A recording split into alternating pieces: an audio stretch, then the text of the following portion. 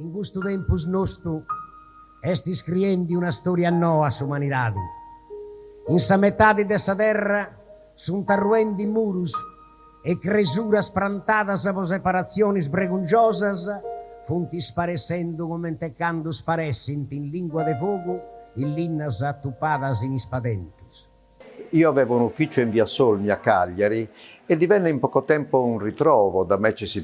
trovava tutti, facemmo un gruppo che si chiamava Tramas di Amistadi, a cui partecipava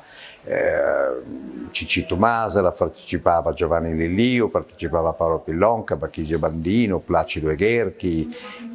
voglio dire, chi più ne ha, c'era un po' tutta, senza stare a fare tutti i nomi, se no farei un elenco troppo lungo, ma ci incontravamo proprio per vedere qual era un modo, una possibilità di risvegliare le coscienze più assopite e di dar coscienza a quelli che non l'avevano e ignoravano che perfino potesse esistere. Agitorio, a currei fratis e fillus,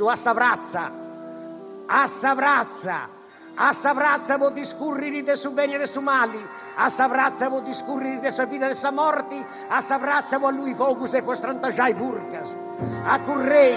no è pro tempus de mutetto di amori, no è pro tempus de brullas e giogus, imbrajani sunt in trausa su medau, sunt in corrazzu, funti va in strago de sudallo. A currei, bene gli armaus de brunzones e Nella sua poesia c'è un grido che non si può attendere, perché la nostra terra malefadata e sfortunata ha bisogno di cose concrete, non di promesse o di speranze.